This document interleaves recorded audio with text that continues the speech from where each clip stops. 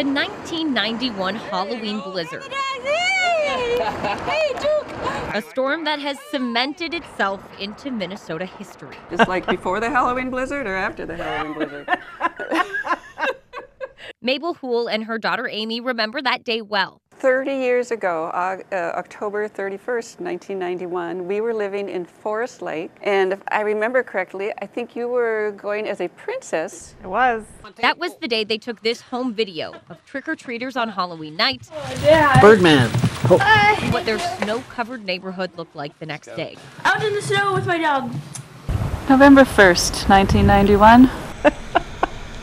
That's me. The most snow we've received in 24 hours. It's hard to believe it's 30 years ago. 30 years ago, before cell phones and before advanced computer forecasting. It looked like it was going to be a cold rain to us. In late October of 1991, Todd Krause was working as a forecaster at the National Weather Service at the Minneapolis-St. Paul airport. I was actually on the forecast desk on October 30th. He said at the time it looked like the temperature would stay in the high 30s, and they forecasted for 2 inches of rain. And about 3 in the afternoon, the first precipitation started falling as snow. And that told me as a meteorologist that it was going to start as snow and it was going to stay as snow. I actually said to a relative that I was with at the time, we could get 2 feet of snow out of this. From the afternoon of October 31st into the next day, the Twin Cities Metro received more than 2 feet, around 28 inches of snow. At the time, a new state record that forced people to stay indoors for days. It was just astounding to see that much snow. In a 1991 newsletter, the Minnesota Department of Transportation called it a megastorm that created a mega nightmare. The department highlighted MnDOT Heroes that emerged during the storm, clearing the roads and assisting emergency vehicles, including a crew out of Mankato that included Jed Falgren. They plowed the way for a telephone company to reconnect vital communication lines. That was one of the first calls that we got to say, hey, we've got to get this crew. The answer can't be no, we can't get to Good Thunder for a couple of days. We had to get to Good Thunder. We had a big V-plow on the front of the truck, and we were able to plow a pathway to get them there. Jed was a young construction manager at the time who went out with plow crews on November 1st to learn more about how plowing was done. When you stepped into that plow on the 1st, November 1st, did you have any idea what you were getting into? I had no idea. I actually thought it'd be, maybe 3-4 hours and we'll see what it looks like and get a chance to see it. He was out for hours, plowing the way for emergency crews and helping stranded drivers on a rural highway outside of Mankato.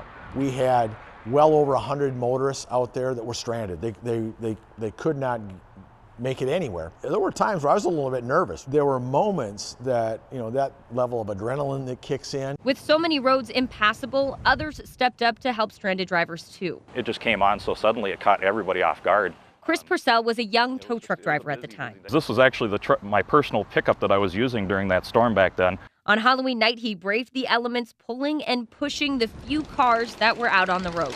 I'd still be hooking up to one vehicle and I'd have somebody walking down the street coming up and, hey, can you come see me next? I need help too.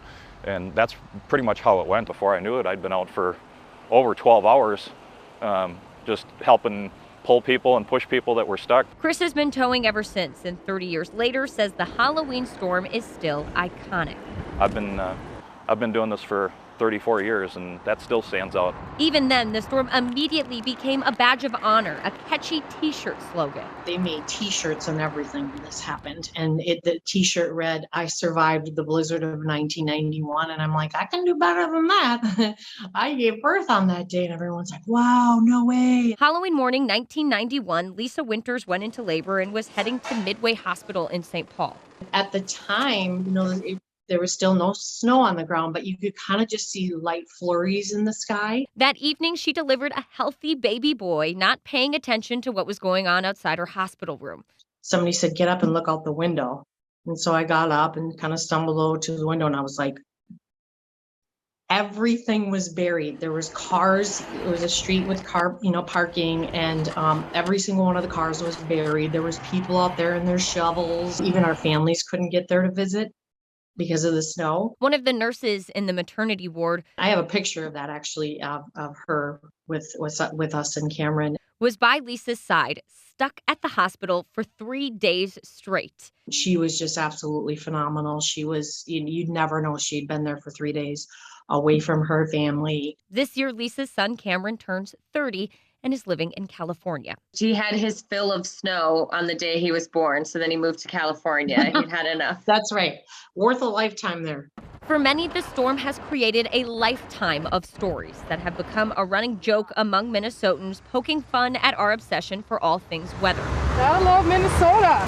But the storm has had real, lasting impact. I don't think I have gone through a winter preparation process or any type of winter storm conversations and not talked about the Halloween storm. After the Halloween blizzard, MnDOT started installing these plows under all their trucks instead of out front because the few they had at the time worked so well during the storm. So that is a tool that has been standard across our fleet since that time. The 1991 Halloween blizzard also holds the record in the metro for the biggest snowfall in a single storm.